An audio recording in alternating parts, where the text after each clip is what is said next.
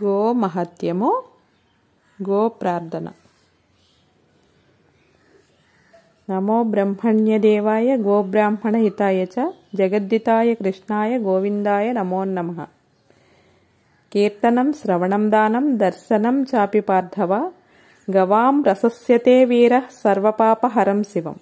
ఘృతక్షీర ప్రదాగావో ఘృతయోన్యో ఘృతోద్భవ ఘృతనన్యో ఘృతావర్తా స్థామే సంతు సదా గృహే. ఘృతం మే హృదయే నిత్యం ఘృతనాభ్యాం ప్రతిష్ఠితం ఘృతం సర్వేషు గాత్రేషు ఘృతం మే మనస్థితం. గావో మమాగ్రతో నిత్యం గావః స్పృష్టత ఏవ చ గావో మే సర్వతఃసైవ గవాం మధ్యేవ సామ్యహం. ఇత్యాచమ్య జపేత్ సాయం ప్రాతస్స పురుషः సదా యదః న కురుతే పాపం తస్మాత్ స పరిముచ్యతే.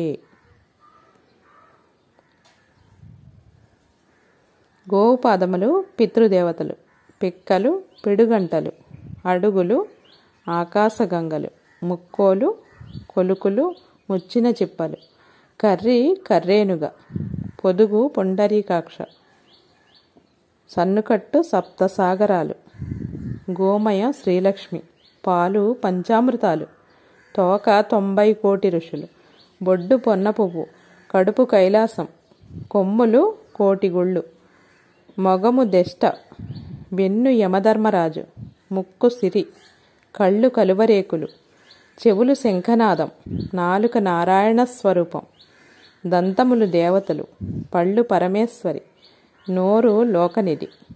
దేవేంద్రుని భార్య సచీదేవి, బ్రహ్మదేవుని భార్య సరస్వతీదేవి, శ్రీమన్నారాయణుని భార్య లక్ష్మీదేవి, శ్రీరాముల వారి భార్య సీతాదేవి, గోపాలకృష్ణమూర్తి భార్య రుక్మిణీదేవి, ఈశ్వరుని భార్య పార్వతీదేవి, వశిష్ఠుల వారి భార్య అరుంధతీదేవి. వీరంతా కూడి ప్రాతకాలమునే లేచి ఆడవారు చేసిన పాపములు ఎలాగును పోవును కృష్ణ అని అడిగినారు. ప్రొద్దుటే లేచి గోమహత్యం పఠించుకుంటే సకల పాపములు పోవును. అంటు కలిపిన పాపము, ముట్టు కలిపిన పాపము, బంగారము దొంగలించిన పాపము, ఎరిగి ఎరగక చేసిన పాపము అంతా కూడా పరిహారము. మధ్యాహ్న కాలమందు పఠిస్తే ఏమిటి కృష్ణ అంటే సహస్రగుళ్లలో దీపారాధన చేసినట్లు, జన్మాంతరం 5వ ఇచ్చినట్లు, 100 గోవులు దానం చేసినట్లు. అర్ధరాత్రి వేళ పఠిస్తే ఏమిటి కృష్ణ అంటే యమబాధలు పడబోరు, యమకింకరులు చూడబోరు. గోమహత్యం పఠించిన పణతి వస్తుంది. ఎలాగును వస్తుంది? ఏ తీరున వస్తుంది?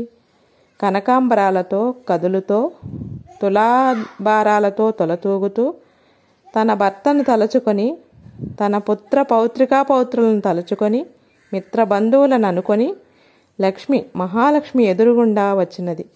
ఆవిడను క్రిందకు దింపేసి పసుపు పారాణి అక్షంతలు గంధములు ఇచ్చి కరుణించి పురుగులను వరుసగా తీసేసి ఎనప ముక్కు కాకులను వెనక్కి త్రోసేసి మండే పెనాలను క్రిందకు దింపేసి ఆవిడ కాశీ గయ ప్రయాగ అన్నీ చూసుకొని వైకుంఠమునకు వెళ్ళినది. విన్నవారికి విష్ణులోకము, చెప్పిన వారికి పుణ్యలోకము.